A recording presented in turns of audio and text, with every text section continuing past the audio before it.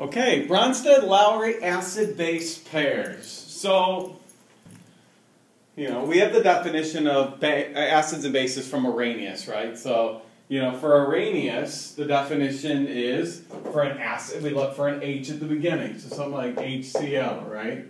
And likewise for a base, we look for the OH at the end, hydroxide, NaOH.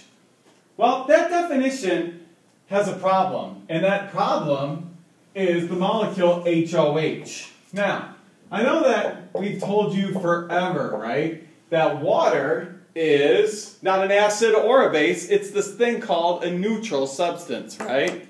And you know what, for the most part, that's right. But sometimes when this thing dissociates, what it ends up doing is it ends up acting as a hydrogen ion donor or a hydroxide ion donor. And so because of that, what ends up happening is you can categorize it as an acid or a base according to this Bronsted-Lowry definition.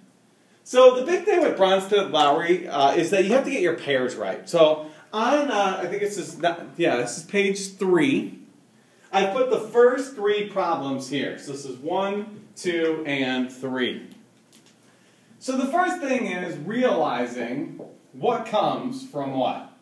By definition, a Bronsted-Lowry acid is a proton donor. Now, when you donate something, it means you give it away. Likewise, when you accept something, you become the acceptor. So the first thing you got to do is you got to say to yourself, okay, in number 1, which 2 things, there'll always be something on the reactant side and something on the product side, looks like they go together. Well, what you see here is NH3 and NH4. There's some similarity there. We have nitrogens, we have hydrogens. In order for NH3 to become NH4, it gained a hydrogen, etc. So that's the first pair that jumps out at me. And then the second pair that I see is this pair right here that I put in orange. So now what you have to do is you have to ask yourself this. In order for NH3 to become NH4, what had to happen?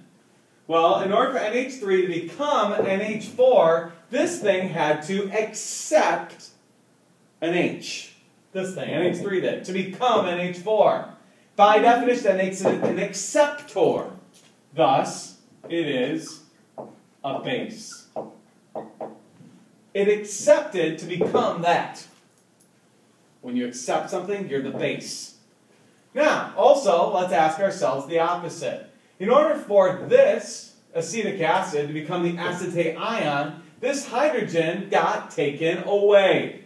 When you give away a hydrogen, you are a donor. So this is an acid. Why? Because in order to become that, it had to give away that hydrogen. That's what I always ask myself. In order for this to become that, what did this have to do? This had to get rid of a hydrogen. Therefore, it's an acid. It donated it. For this, NH3, ammonia, to become ammonium, what did this have to do? It had to accept one, thus making it a base. The opposite is also true. For NH4 to become NH3, it had to give that hydrogen away. Therefore, it's the conjugate acid. Yes, we always have one of them named conjugate. Here, in order for C2H3O2 to become H3O2, this thing had to accept a hydrogen, thus making it the conjugate base. Again, ask yourself, what did it do? All right, next one, got to do your pairs. So, the pairs are H2O and H3O. And the other pair here is HC2H3O2 and C2H3O2 minus. Well, now we got to, label them. So, for H2O to become H3O plus, in order for this to become this, what did this do? It gained or accepted a hydrogen, thus making it a base. In order for this to become this, again, got rid of this hydrogen. When you got rid of that hydrogen, makes it an acid. Likewise, in order for H3O to become H2O, it had to get rid of one of these hydrogens, thus making it a donor. So it's the conjugate acid. And likewise here, in order for this to become this, it had to gain a hydrogen right here, didn't it? So therefore, it makes it the conjugate base. And example number 3, again, making the pairs. This one's different, so we'll take a look at it. NH3 paired with NH4, and H2O and OH minus are paired as such right here. So for NH3 to become NH4 plus, what had to occur? This thing had to accept. So therefore, by definition, this is a base.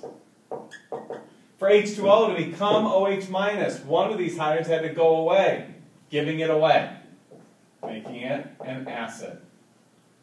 NH4 plus, well, in order to become NH3, NH4 had to lose one, didn't it? Making it a donor. Therefore, it's the conjugate acid. Now, obviously you're seeing a pattern here. There's always a base and an acid together.